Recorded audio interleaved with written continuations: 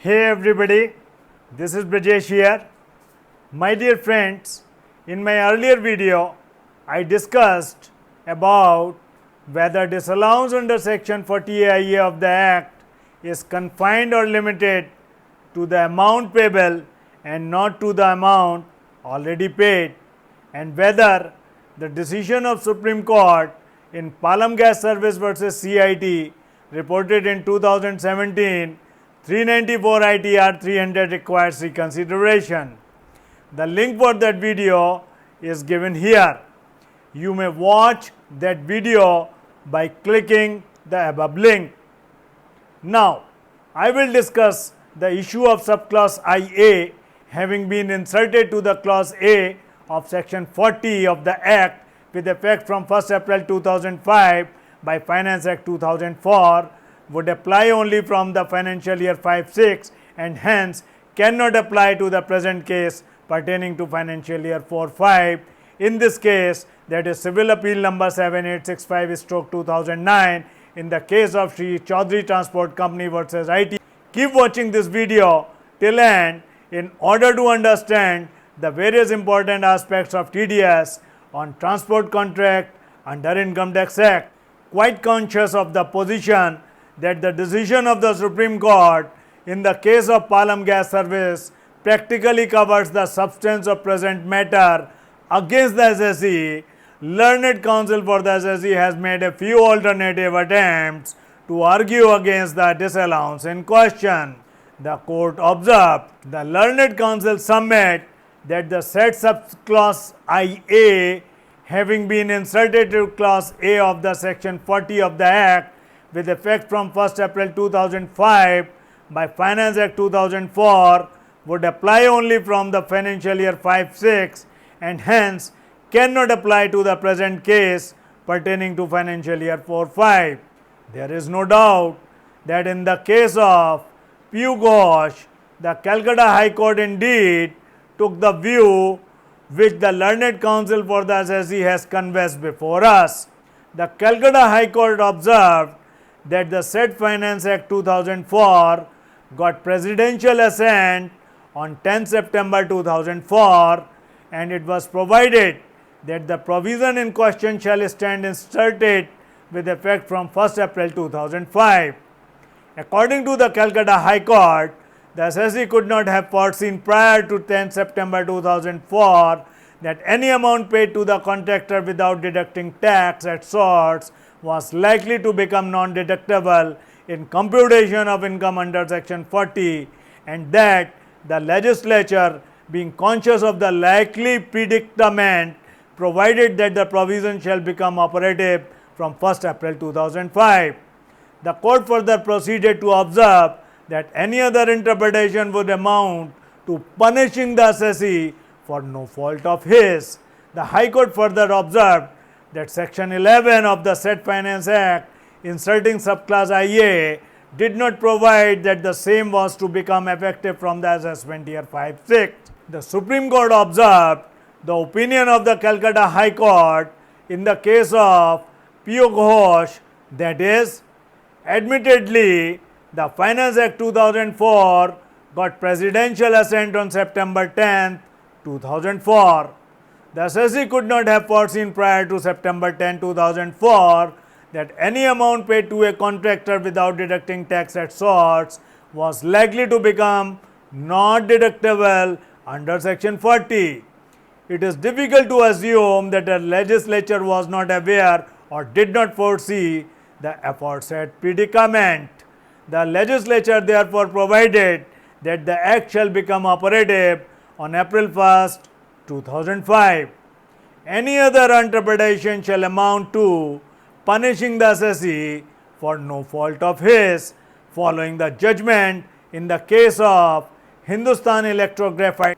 On top of that, section 4 relied upon by Mr. Agrawal merely provides for an enactment as regards rate of tax to be charged in any particular assessment year which has no application to the case before us. Section 11 of the Finance Act 2004, by which subclass IA was added to section 40A of the Income Tax Act does not provide that the same was to become effective from the assessment year 2005-6.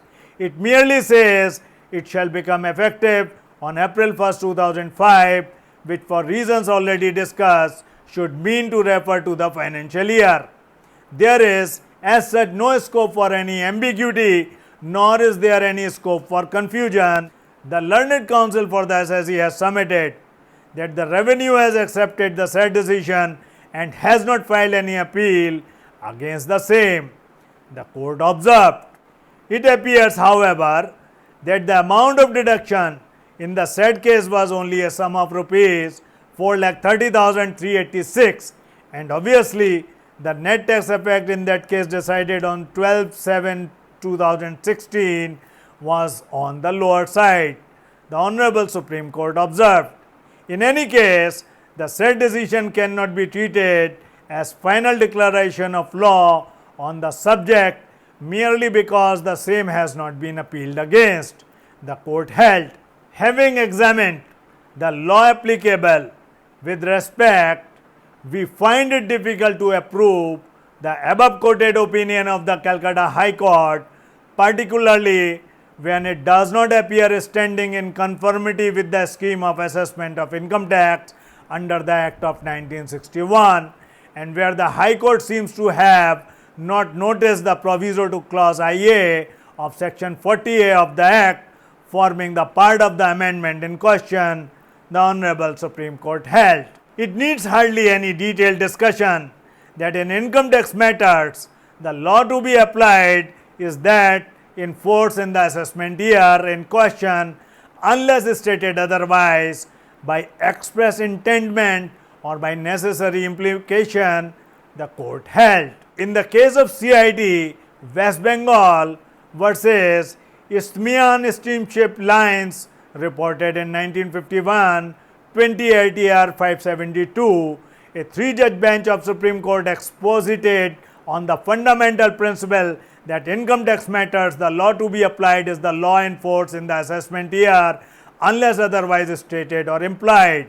This decision and various other decisions were considered by the Constitutional Bench of Supreme Court in the case of Karim Tharavi Tea Estates Limited versus State of Kerala reported in 1966, 60 ITR 262, and the principles were laid down that it is well settled that the Income Tax Act as it stands amended on the first day of the April of any financial year must apply to the assessment of that year. Any amendments in the Act which came into force after the first day of April of a financial year would not apply to the assessment for that year, even if the assessment is actually made after the amendment came into force. The High Court has, however, relied upon a decision of Supreme Court in CIT versus Isthmian Steamship Lines that it will be observed that we are here concerned with two datum lines. First, the 1st April of 1940 when the Act came into force, and second, the 1st of April 1939 which is the date mentioned in the amended proviso. The first question to be answered is whether these dates are to apply to the accounting year or the year of assessment. They must be held to apply to the assessment year because in income tax matters, the law to be applied is the law in force in the assessment year unless otherwise stated or implied. The first datum line therefore affected only the assessment year of 1940-41 because the amendment did not come into force till the 1st of April 1940. That means that the old law applied to every assessment year up to and including the assessment year 1939-40. This decision is authority for the proposition that though the subject of the charge is the income of the previous year, the law to be applied is that in force in the assessment year unless otherwise stated or implied. The Supreme Court observed the facts of the said decision are different and distinguishable and the High Court was clearly in error applying that decision to the facts of the present case. Applying these principles to the case at hand, we are clearly of the view the Supreme Court held that the provisions in question, having come into effect from 1st April 2005, would apply from and for the assessment year 2005-06 and would be applicable for the assessment in question.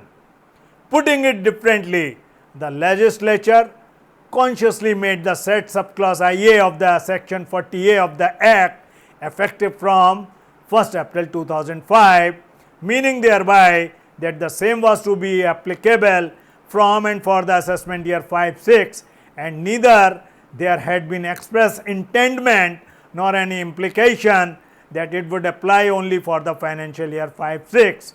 The Supreme Court held, very important, the observation of Calcutta High Court in the case of P.U. Ghosh case as regards the likely prejudice to an assessee in relation to the financial year 2004-05, in our view, the court observed, do not relate to any legal grievance or legal prejudice.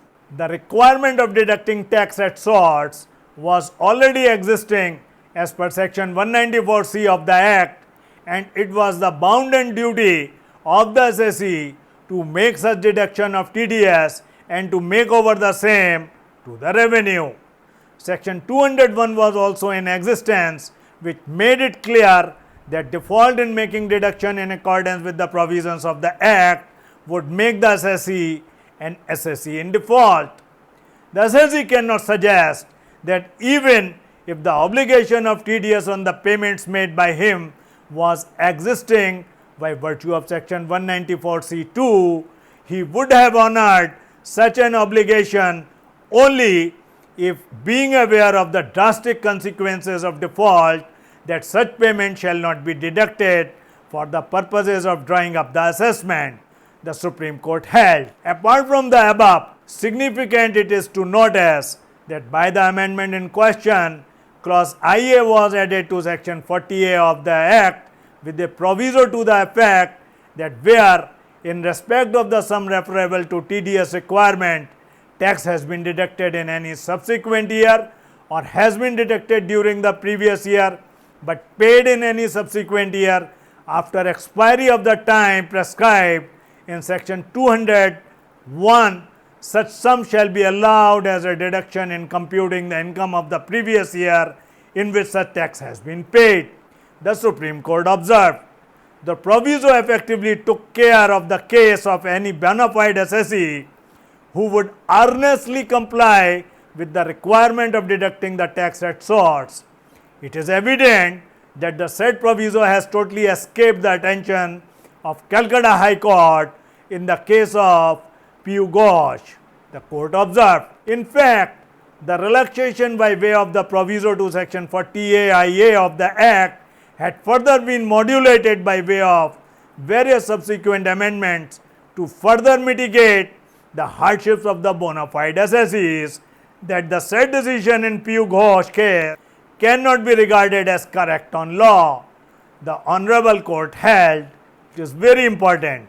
In fact, if the contention of the learned counsel for the assessee read with the proposition in P.U. Ghosh case is accepted, and the said subclause IA of the section 40A of the Act is held applicable only from the financial year 2005-06, the result would be that this provision would apply only from the assessment year 2006-07. Such a result is neither envisaged, the court held. Hence, the contention that subclause IA of clause A of section 40 of the Act would apply only from the financial year 5-6 and cannot apply to the present case pertaining to the financial year 4-5 stands rejected. The court held. Whether the payment in question have rightly been disallowed from deduction in this case shall be discussed in my next video, the link of which is given here. You may watch that video by clicking the above link. Keep watching this channel for more videos of your interest shortly. Stay safe and healthy. Bye bye.